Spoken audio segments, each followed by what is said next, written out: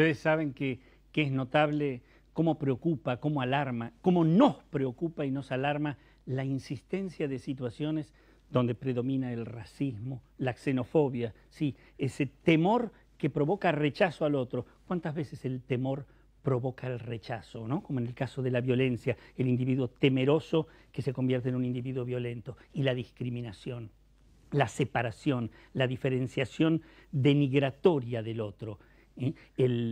El viejo, el gordo, el discapacitado, como si pertenecieran a una humanidad diferente. Pero dije racismo antes. ¿Cómo dicen ustedes? Ese mismo racismo que afirmaba que ciertas razas, que ciertas religiones, que ciertos credos son superiores y otros son inferiores.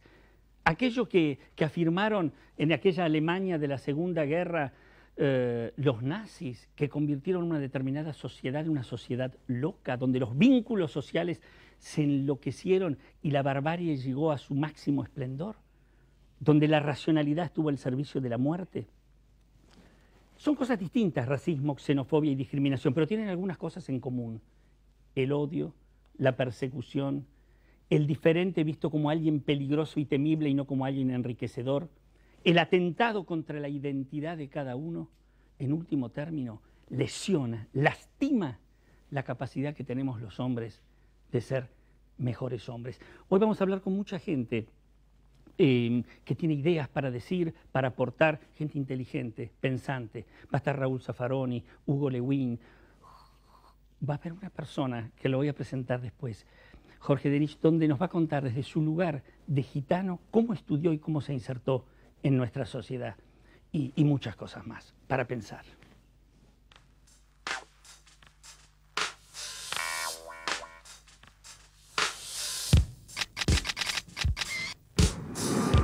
Yo creo que en nuestro país existe una gran sensación de xenofobia, de rechazo a todo aquel que no es igual a nosotros, que no piensa como nosotros, que se comporta de una manera diferente.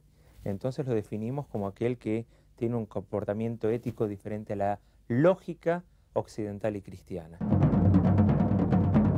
Los argentinos durante mucho tiempo se han considerado muy distintos al resto de América Latina. Creo que todas las personas somos diferentes y eso es lo rico. Cuando uno define los grupos xenófobos, uno a veces tiene la sensación de que los grupos xenófobos son grupos pequeños o minúsculos, cuando en realidad lo que trasunta es que en determinadas culturas esos grupos son grupos amplios, son parte de la cultura de un país.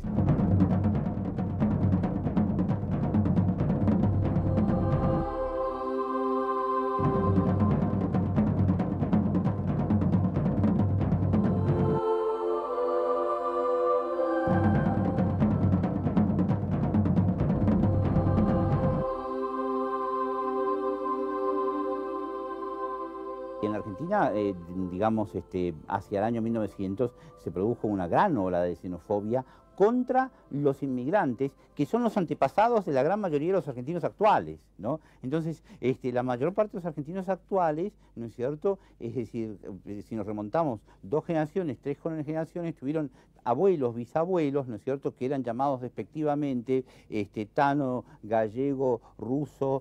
La actitud xenófoba en Alemania, en España, en Francia, resulta de la misma manera que aquí, y bueno, ¿por qué no comenzamos a copiar esos modelos? Segundo, los modelos ideológicos que provienen de otros países, nosotros los adoptamos muy fácilmente.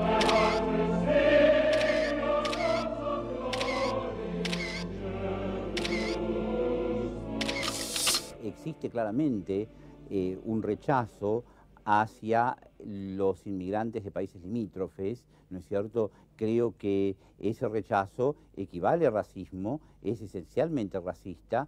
Ahora somos todos discriminados por ser, qué sé yo, al menos por la raza y... ¿Qué te puedo decir? Ya, al menos por el mismo trabajo, ¿viste? Por el trabajo mismo que piensan que los argentinos nosotros le quitamos. Una conmovedora actitud de ignorancia sobre eso diferente, que para construir un puente es muy difícil en ese aspecto, que podría entenderse como integración, porque no hay un conocimiento mutuo, hay prejuicios mutuos. Fundamentalmente creo que el ingrediente tiene que ver con reconocer nuestra propia limitación, ¿sí? No somos omnipotentes. En la medida en que existe omnipotencia, existe discriminación.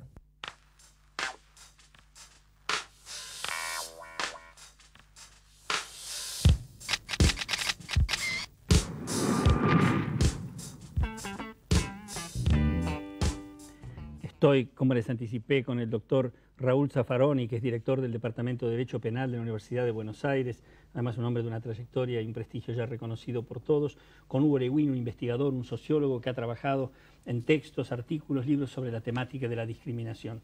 Raúl, a los dos gracias por venir. No, gracias a vos. Veíamos como primeras imágenes, ¿no?, de lo que es la exclusión. Tal vez una palabra que pudiera reunir alguna de estas cosas sea los excluidos, ¿no?, los que no se los deja entrar al mundo. Ahora, vos sos director también del INADI, estás trabajando el tema de la discriminación. ¿Qué encontraste? ¿Cuál fue el panorama que cuando llegaste encontraste, más allá de lo que teóricamente ya sabías antes? Bueno, en cuanto a racismo, por ejemplo, ¿no? Sí. O en cuanto a xenofobia, recién estábamos escuchando a Dani Goldman que decía, cuidado que los grupos no son tan pequeños. Sí, es cierto eso, pero hay que distinguir niveles. Es decir, una cosa es el racismo y la xenofobia más o menos difuso en una sociedad, otra cosa es cuando empieza a ser orgánico, cuando tiene partidos, cuando tiene medios, cuando tiene editoriales, cuando tiene publicaciones, y otra cosa muy grave cuando ya es el racismo de Estado, ¿no? Claro. Nosotros afortunadamente creo que en lo orgánico no tenemos gran fuerza todavía. Digo todavía porque podríamos llegar a tenerla. Hay sí, un racismo y una xenofobia difusas, eso existe. Después quiero que vayamos a esto de qué es lo difuso, porque me recuerda, y te lo voy a preguntar casi provocativamente, si no se estará pareciendo a eso que Sartre criticaba tanto, que decía, no, de opinión es antisemita nomás, ¿no? De opinión, como si lo difuso dejara en el aire. No, lo que quiero decir, hay un antisemitismo difuso, por ejemplo, si tomás el problema del antisemitismo, que te explota en determinado momento, en el momento del insulto, en el momento de la agresión. ¿Difuso como latente? Diría. Como latente, es decir, el que explota en la cancha de fútbol. No es porque nosotros tengamos los hooligans como grupos nazis organizados, no los tenemos. Tenemos un hinchado de fútbol que en el momento de la explosión de bronca le sale un antisemitismo latente. Eso sí. Hugo Lewin, vos te empezaste a preocupar de la discriminación y la segregación, casi podríamos decir de algún modo, desde los chicos, desde qué pasa en el ámbito donde se recibe a los chicos, en las escuelas. ¿Cómo fue Y nosotros, bueno, el trabajo que hicimos con Mario Margulis en la escuela, además de centrarse en un distrito educativo que es el más pobre de Capital, el distrito quinto, que es la zona de Pompeya, Barracas, y que además es el que tiene los índices más bajos o más altos de algunas, podemos decir, falencias como repitencia, ausentismo, etc. Chicos que repiten, sí. Llegamos ahí después de hacer un recorrido a través de muchas digamos, figuras discriminatorias o muchos ámbitos en los cuales se da la discriminación. Cuando nos interesamos en la escuela fue porque podíamos verla de diferentes maneras. Podía servirnos como escenario en el cual se producen acciones discriminatorias en el lenguaje o, digamos, materiales. Es decir, en la escuela observaron ustedes formas de discriminación en la manera de tratar a chicos y a padres, en la forma de hablarles. Y además algunas institucionalizadas. ¿Qué quiere decir algunas institucionalizadas? Quiere decir que la institución escolar, a través de sus autoridades, maestras o directoras, construye una pequeña maquinaria, podemos decir, disciplinaria o de inclusión-exclusión de los alumnos. Para dar un ejemplo, ¿no? Y poder verlo gráficamente. Es decir, arman casi como una estructura donde algunos quedan adentro y otros afuera en cómo organizan la estructura en la clase. Claro, cuando una escuela, un colegio primario, establece una regla para aceptar o no aceptar a sus alumnos, lo fija en general en relación a... construyen un sistema de radios en el cual los que viven de 8 cuadras hacia el colegio, por ejemplo, tienen prioridad, los que viven más lejos no. Ahora, ese número puede ser azaroso. Ahora, cuando ese número se fija exactamente para dejar a una distancia afuera, o sea, para construir una frontera, justo donde hay una villa, entonces ahí la actitud discriminatoria se hace evidente. Estos no entran. Claro, y eso lo encontramos en una escuela, en la cual había una distancia de 8 cuadras de la escuela a la villa. Un poquito después vamos a seguir hablando entonces de qué pasa con la discriminación en los chicos, pero luego de un corte, enseguida volvemos.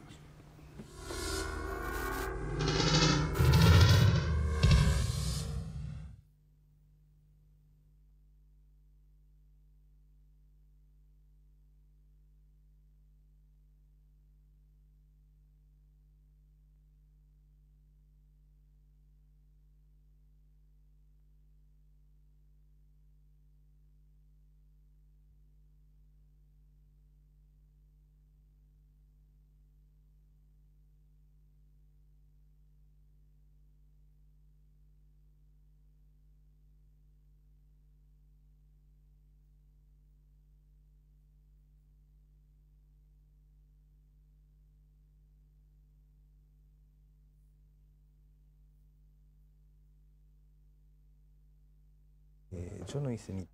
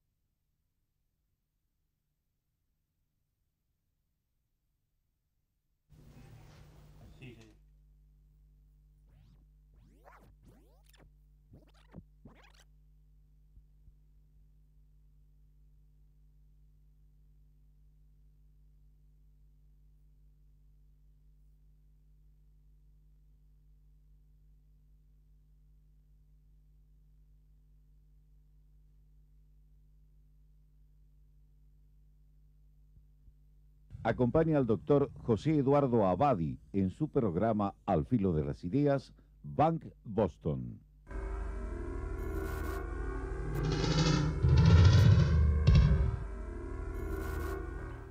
El racismo existe, la barbarie de los campos de concentración que tuvieron lugar, donde las identidades quedaron borradas, donde el anonimato y la muerte cubrió de dramatismo a todo un pedazo de la historia de la humanidad existe.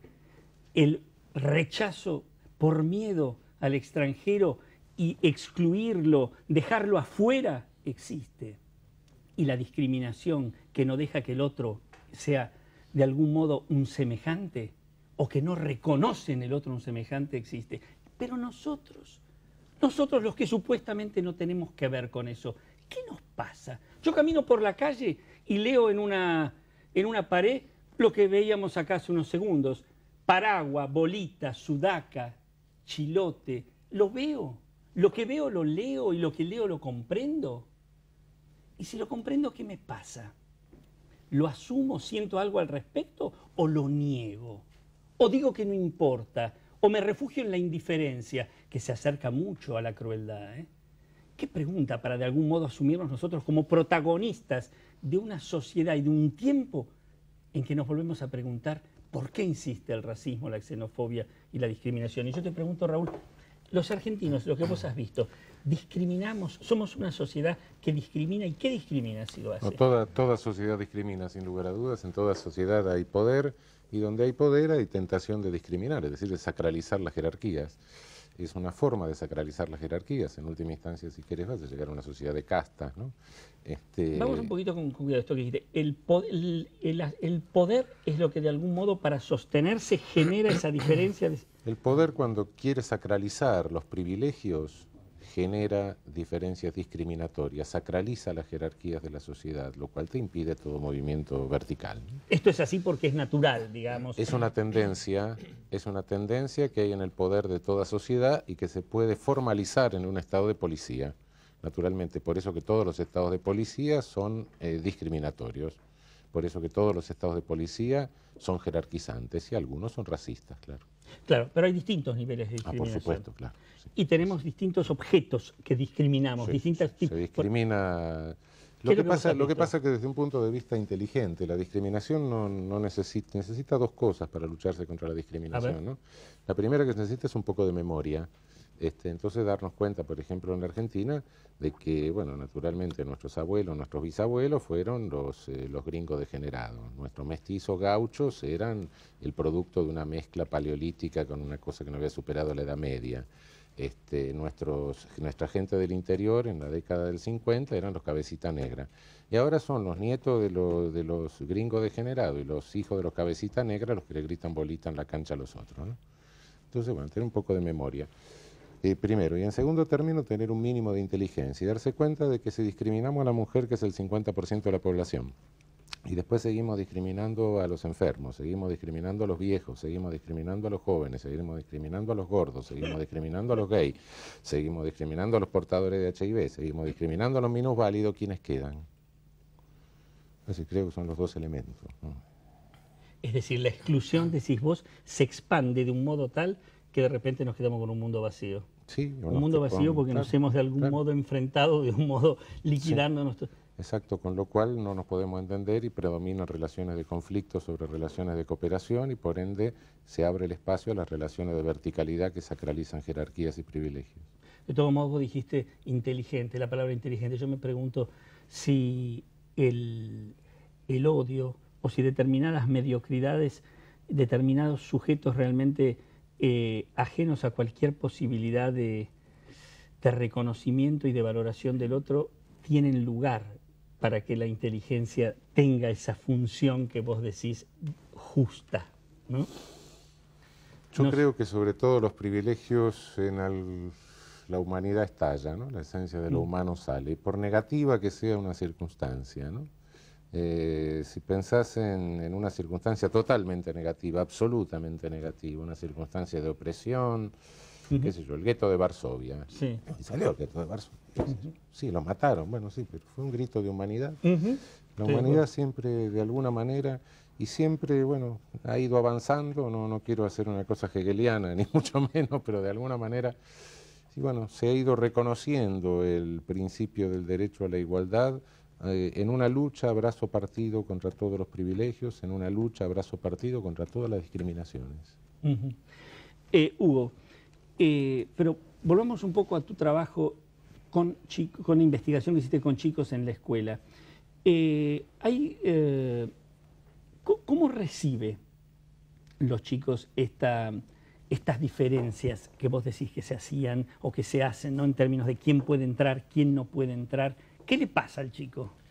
Bueno, por un lado, los chicos son hijos de sus padres, además de ser hijos de un contexto social y cultural. Nosotros trabajamos sobre eso. Los chicos, nosotros encontramos que reproducen las mismas cosas de las cuales nosotros, podemos decir, acusamos a los padres, es decir, heredan el marco cultural del cual deducen las prácticas discriminadoras. Entonces el padre dice villero, el chico dice villero, el padre dice bolita, el chico dice bolita. Y la maestra dice, el boliviano es más callado, o porque es más callado entiende menos, y el chico dice, el boliviano entiende menos. ¿Y se establecen relaciones dentro de la clase donde vemos que queden chicos aislados, corridos? Sí, inclusive no solo la xenofobia, sino al mismo tiempo algunas de las discriminaciones de las que hablaba Raúl. Porque además la xenofobia está cruzada por, o los valores que llevan a la xenofobia están cruzados por otros valores que valorizan, valga la redundancia, lo delgado sobre lo gordo, lo alto sobre lo bajo, lo rubio sobre lo morocho, etc. Entonces, también se producen cruces singulares en ese sentido. En ese sentido vamos a ver ahora un informe que nos dice algunas cosas al respecto.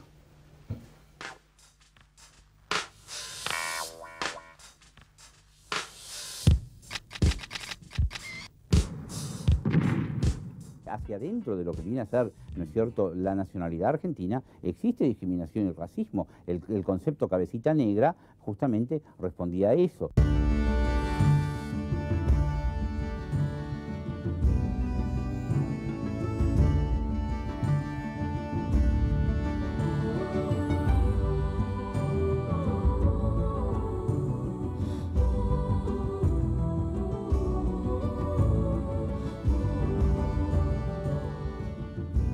Acá la discriminación, por lo menos conmigo, no la siento. Hay cierta discriminación y hasta los mismos, hacia alguna parte argentina que viven en la villa, eso que le dicen cabecitas y eso.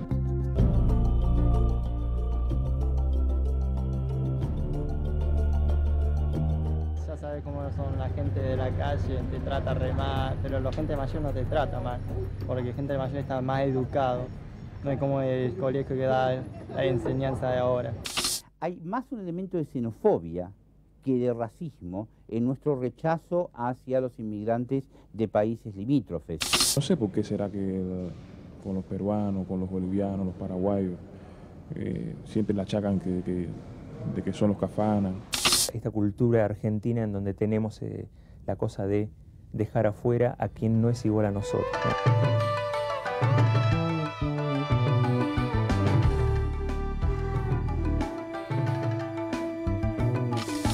Te ve un oriental, te grita cualquier cosa, te putea, hace de todo.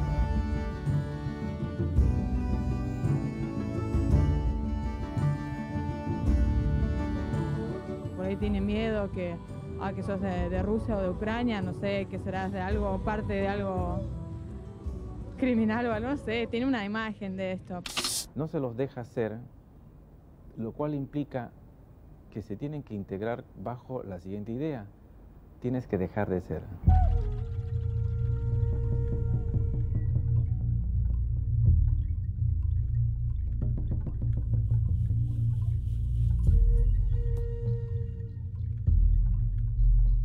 Existe una pequeña discriminación, pero yo de mi parte no tuve ningún problema porque siempre lleva bien. Se ha generado dentro de las repúblicas de América del Sur una ideología bastante deprimente: el mendigar ropa, el mendigar comida, el mendigar sueños, el mendigar hasta las frustraciones, pero no hay una toma de conciencia. Todos están esperando que el otro se levante, y como ninguno se levanta, ni la Argentina misma lo puede hacer.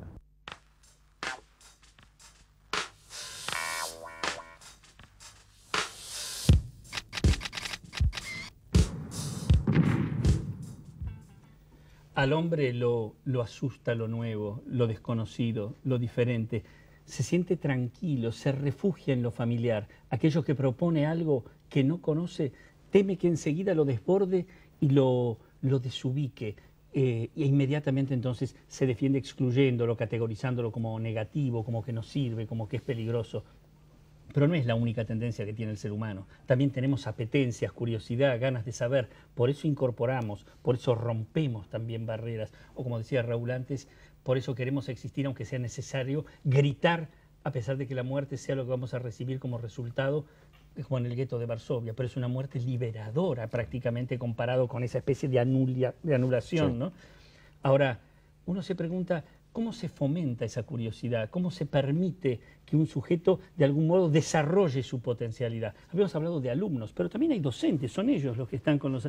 ¿Qué pasa con los docentes en términos de lo que o provocar discriminación o reparar y abrir el terreno, Hugo? Bueno, ahí pasa algo... nosotros veíamos dos tendencias o dos actitudes típicas. Por un lado, aquellos que fomentaban la discriminación y aquellos que podían generar alguna actitud para combatirla. Los que... A ver, dame ejemplos. Bueno, por ejemplo, el más, digamos, flagrante que encontramos fue en una escuela en la cual es una escuela que tiene 2 turnos, entonces había una tradición que al turno mañana va la gente de la zona y al turno tarde van aquellos que no encuentran vacante por la mañana. Entonces, las maestras más antiguas de la escuela, que son aquellas que de alguna manera portan en su cuerpo la tradición, que conocen a todos los vecinos y además tenían una teoría, mejor dicho, una postura que era: la escuela es del barrio, defendamos a la escuela del barrio y démosela o demos las vacantes para la gente del barrio. Entonces, ¿qué hicieron ahí? Delimitaron el barrio y dijeron: el barrio empieza acá y termina en la vereda donde empieza la villa. Entonces ahí establecieron un radio de 8 cuadras y dijeron: la prioridad para las vacantes las tienen aquellos que están en el barrio. Lo más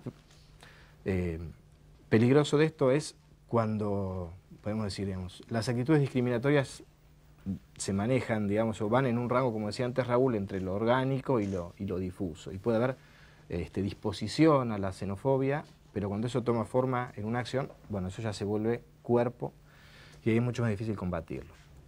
Y además eso en algún momento hace sistema ideológico, entonces ya empiezan a tener nombres, esas cosas y nombres...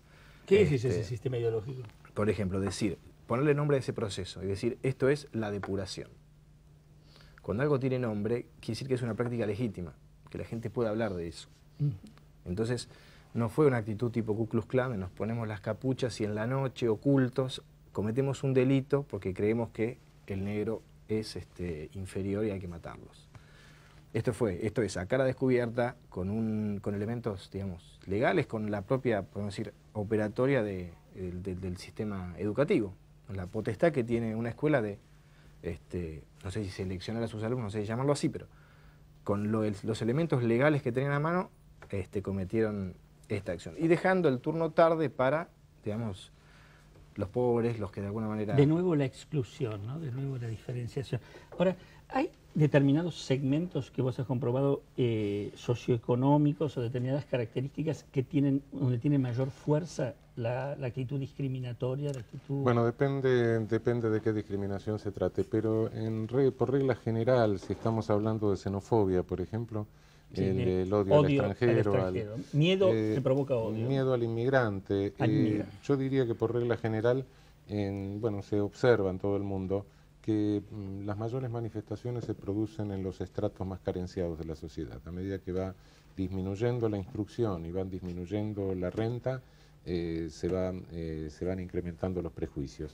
Esto tiene una explicación lógica, no es por una razón de ignorancia ni mucho menos, sino que la explicación que tiene es que los estratos más carenciados son los que, sobre todo con la crisis del estado de bienestar, con la pauperización de todos los servicios, son los que naturalmente están sufriendo más de sus efectos. Servicios muy limitados, servicios de salud, escuela, etc. Y el inmigrante llega a ese estrato y llega a disputar territorio, llega a disputar esos servicios, tiene la presencia física en el hospital, en la escuela, en el barrio, etc. Entonces ahí es como que hay una reacción de orinar territorio, ¿no? Algo por el estilo. Y bueno, ese es el caldo de cultivo conflictivo, ¿no? ¿Y realmente se está defendiendo algo? Nada, ¿verdad? Qué importante que se aclare esto. No. Fíjate que... ¿Qué hacen ustedes para que esto quede claro? Bueno, hacemos campaña, hacemos 1000 cosas tratando de llevar cierto grado de conciencia a esto, hacemos cursos para los docentes, en fin, pero bueno, lamentablemente esto requiere un cambio cultural, ¿no? Y un cambio cultural, bueno... Un cambio cultural, un trabajo constante. ¿Cuándo dejamos de ser nosotros los gringos degenerados? ¿Cuándo nuestra gente del interior dejó de ser cabecita negra? Bueno, al borde de una generación, qué sé yo, antes no, tampoco. Uno puede impulsar un proceso, pero no puede quemar etapas, ¿no? Tampoco podemos ir lento, ¿no? Tampoco podemos ir deteniéndonos en un proceso que tiene tanto tiempo y tantos siglos.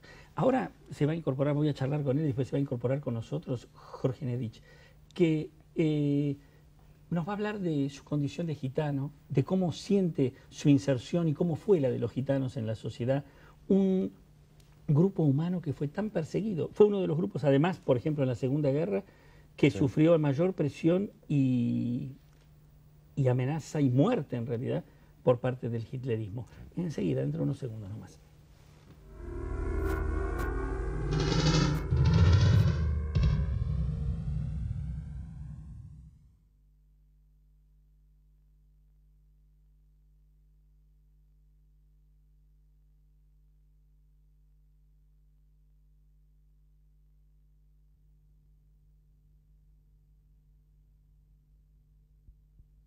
Aventis Pasteur, la vida con todas nuestras fuerzas.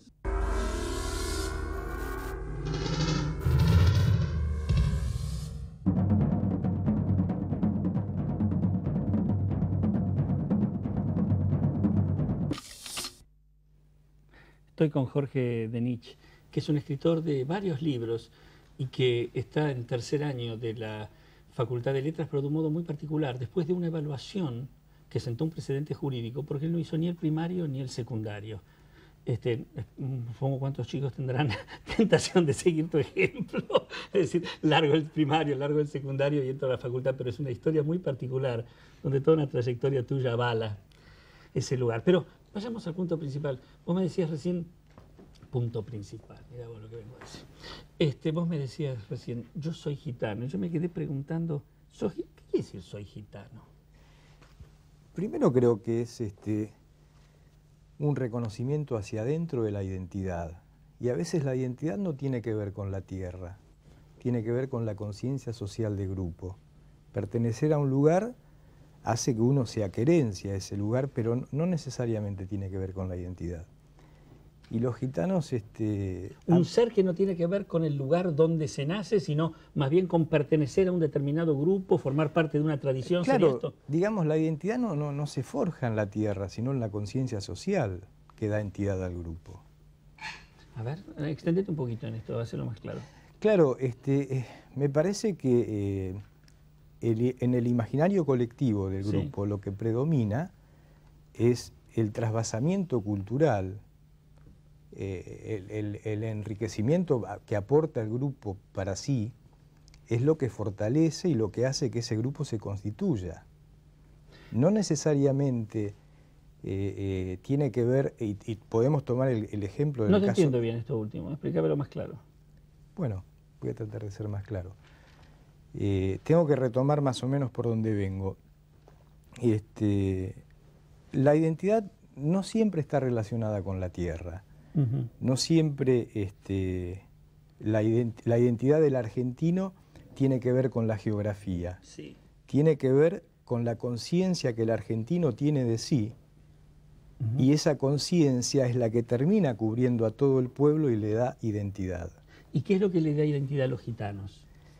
Lo que le da identidad a los gitanos, una de las cosas que le dio identidad es el nomadismo. Los gitanos en el siglo XII, cuando llegan a Occidente viniendo de la India, comienzan a ver un mundo distinto y a conservar su cultura, ¿Tienen su origen en la India los gitanos? Tienen su origen en la India, sí. Comienzan a conservarse y a broquelarse como grupo y trascienden desde ese entonces hasta hoy casi con muy pocas alteraciones. A tal punto que cuando aparece la revolución industrial y la revolución necesitaba un brazo para trabajar, se recurre a todo lo que había a mano, y entre ese todo estaban los gitanos. Y los gitanos dicen, nosotros no queremos pertenecer, no queremos prostituirnos y ser el brazo armado de la revolución, el brazo trabajador. Y ahí comienzan los edictos contra la errancia y la vagancia. Aparece el contrato social de Rousseau cuando le pone límites a los territorios y alguien dice, bueno, lo que hay dentro de este territorio me pertenece. El gitano, que venía totalmente libre y con el libre pensamiento, dice, ¿cómo que todo lo que hay acá le pertenece? ¿Desde dónde se arroga ser el titular de todo esto?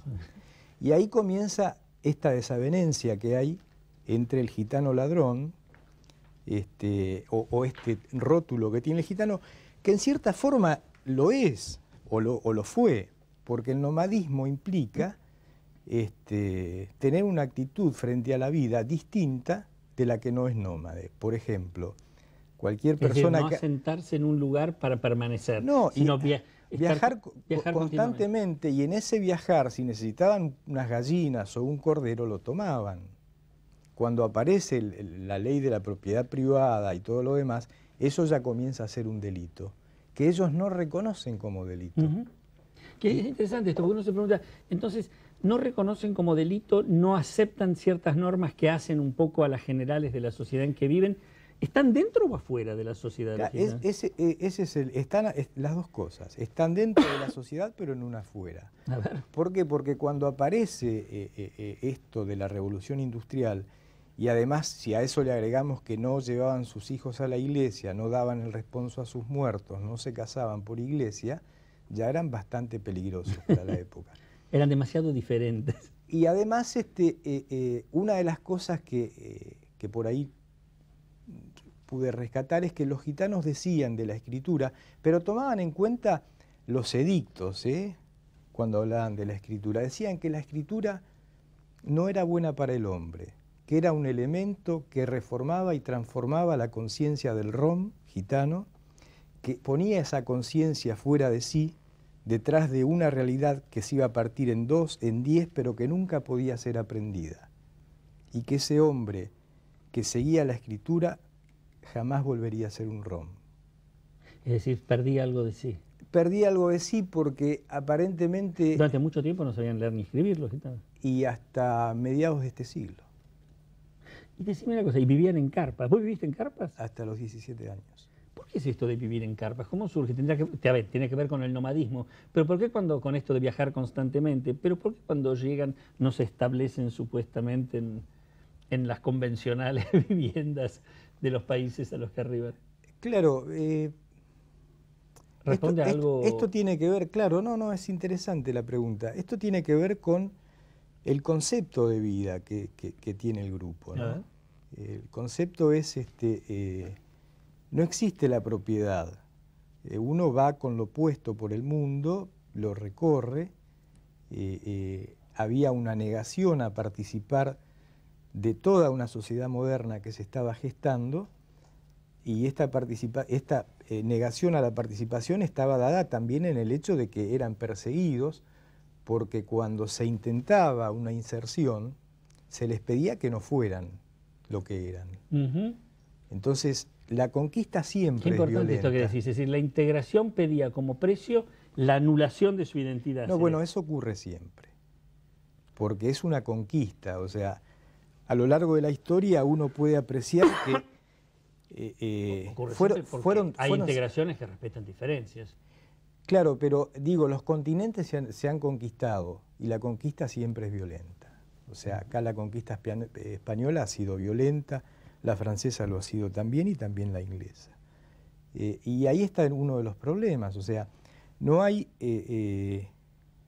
una conversión hacia una cultura distinta. Los gitanos han sido a lo largo de la historia musulmanes, católicos, ateos, lo que fueron o lo que eran, digamos, el país en donde estaban transcurriendo. Ahora, en ese momento. Les resulta, evidentemente, no les resulta difícil, se oponen a la idea de asimilarse o de disolverse en todo caso como temor a la sociedad en la que están en ese momento, en la sociedad en la que en ese momento están viviendo. Ahora, ¿aceptan que de afuera ingrese gente a la comunidad gitana? ¿Hay no gitanos que entran al grupo? Sí. ¿Hay condiciones que hay que tener para poder ingresar allí? ¿Se casa un gitano con una mujer no gitana? ¿Esta tiene que atenerse a ciertas condiciones? Había una serie de condiciones que se imponían mutuamente. Cuando yo decía recién que para poder integrarse uno tiene que dejar de ser, lo digo en un sentido doble, ¿no? Tanto el gitano tiene que dejar de ser gitano y la no gitana tiene que convertirse en gitana de algún modo para pertenecer al grupo. Pero eso tiene distintos matices. Por ejemplo, era muy factible que se incorporaran mujeres a los campamentos gitanos. No así hombres. No tanto hombres. A la mujer siempre le fue más fácil seguir el camino del hombre y cuanto más atrás vamos, más fácil era, ¿no? Creo que los gitanos no están muy involucrados en las corrientes feministas. Pero te quiero hacer una pregunta. Hay ciertos mitos, para cerrar un poquito en primer lugar, que después quiero discutir con Raúl y con Hugo. Hay muchos mitos que es, no le des la mano al gitano porque te afana el anillo. Claro. El gitano tiene un despliegue erótico enorme. El gitano es ladrón por antonomasia. ¿Qué son todos estos mitos? ¿De dónde vienen? Vienen de esa época, de la revolución industrial, cuando aparecen estadísticamente estas leyes contra la errancia y la vagancia, donde no era tan así, obviamente. La fiesta de los gitanos, ¿no? Kusturica y nos muestra esa especie de despliegue erótico. Claro, pero esto digo, había una necesidad por ahí de agrandar el cuco para poder dominarlo. Y había también rasgos muy claros dentro del nomadismo que ameritaban ese tipo de pensamientos que todavía existe. O sea, es muy claro esto cuando a veces yo he ido a dar charlas a los colegios y siempre digo lo mismo. Cuando la mamá le dice al chico, cuidado con la gitana, ese chico cuando crece sabe que fue una mentira. Pero sigue teniendo miedo.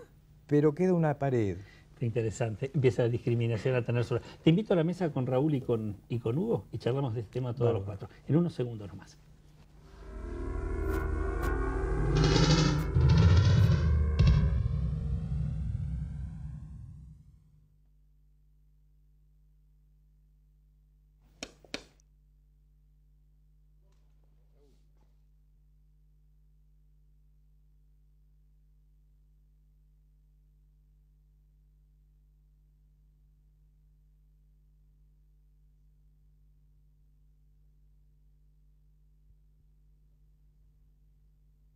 Desgano, falta de concentración, falta de memoria, fosfobita, fosfolípidos, aminoácidos, vitaminas, fosfobita.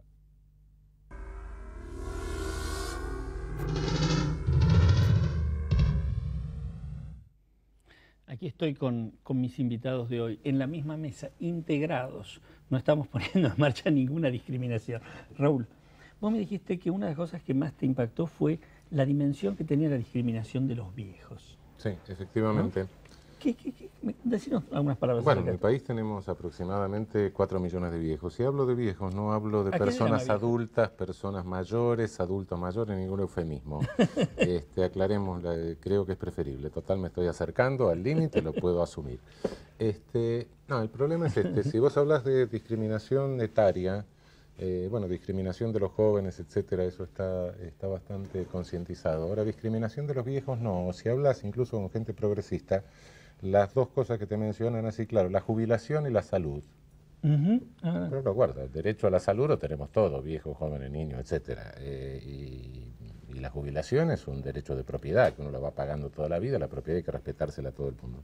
Evidentemente sí, esos son dos banderas, pero si vos limitás el problema de discriminación etaria de los viejos a eso, es lo mismo que si pretendieras resolver el problema de la mujer con una protección a la maternidad, con lo cual la reducís a un aparato reproductor. Y si con los viejos haces lo mismo, lo estás considerando un aparato viejo e inútil, inútil y enfermo. Entonces, cuidado. Ahí hay un estereotipo, es mucho más profunda la discriminación. Hay un estereotipo negativo del viejo.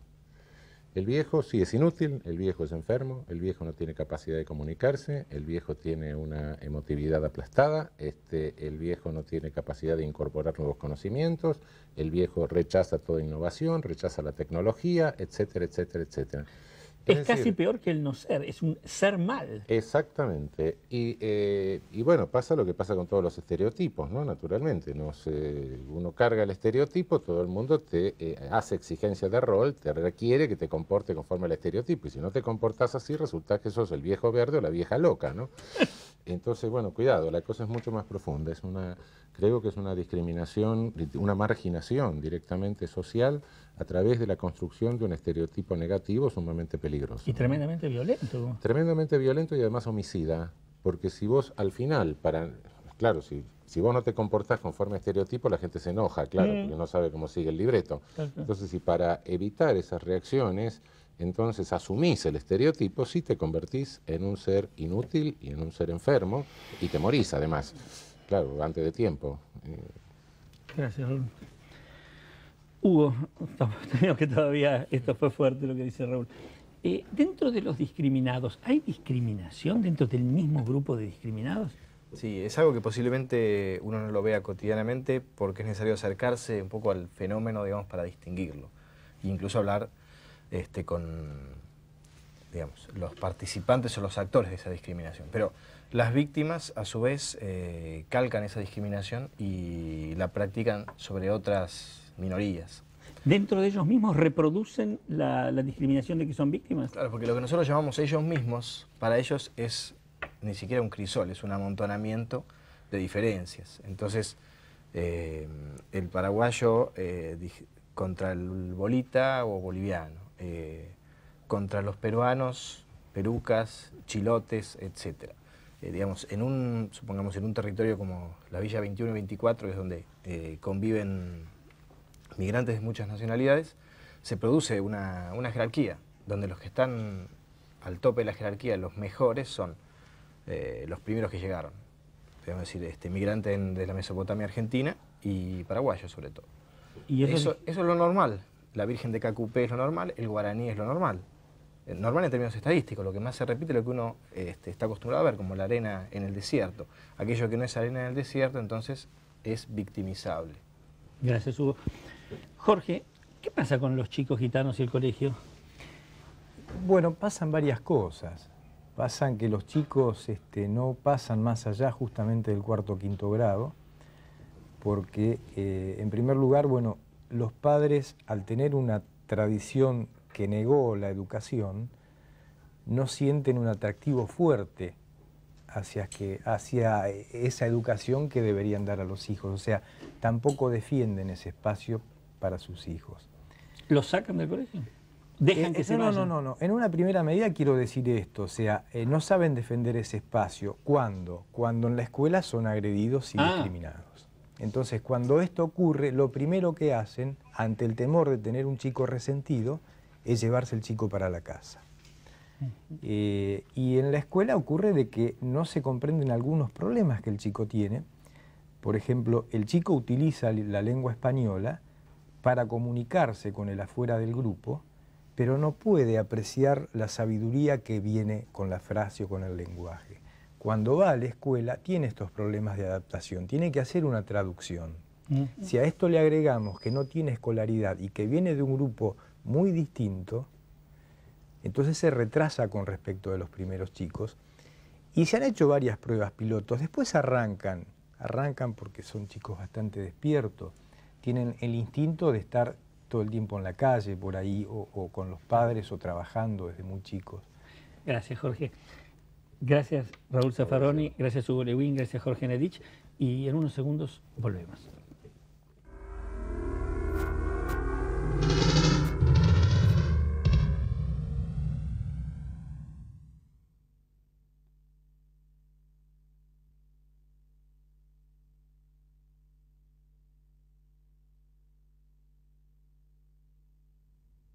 Llegó el control de piojos y liendres. Plus y Plus, con oleato de cobre 1%, uso diario para toda la familia. No es tóxico, no irrita la piel ni los ojos. Seguro y de agradable aroma. Plus y Plus, el shampoo de cabecera. Piojo, fuiste.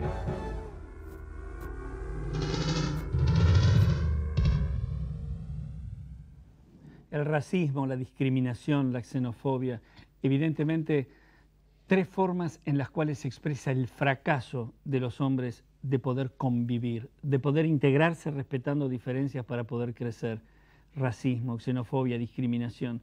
Tres formas en las cuales determinadas personas se creen dueñas de una verdad y el resto debe ser corrido, debe ser de algún modo denigrado, disuelto y, como en las grandes tragedias que hemos tenido en este siglo, asesinado.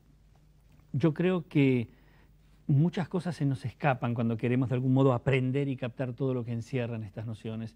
Puede ser, pero eso no nos obvia la necesidad de seguir de algún modo metiéndonos en la densidad de este tema y de algún modo comprometiéndonos con él. Algunos decían, Adorno, el filósofo, que después de Auschwitz no había lugar para la poesía, o Samuel Beckett, ese famoso y grandioso escritor, decía que después de la tragedia de la Segunda Guerra no había más nada para decir, pero tenemos que seguir hablando. Y yo creo que en una sociedad donde el aislamiento, donde las relaciones superficiales, donde una especie de vértigo que nos olvida muchas veces no solamente del otro, sino de nosotros mismos, la violencia disfrazada de culpables, de ver culpables a otros, de suponer que en alguna causa que tiene que ver con el origen, la raza, el credo, la situación de clase, la situación social, está la razón de ser de los propios males, nos lleva a este fracaso, insisto, que es para el ser humano el racismo, la discriminación y la xenofobia. Por lo tanto, creo que hay una palabra que podríamos empezar a enunciar de algún modo activo, y es vos, yo, él, somos nosotros, cada uno siendo quien es, pero integrándonos. Gracias. Hasta la semana que viene aquí en Al Filo de las Ideas.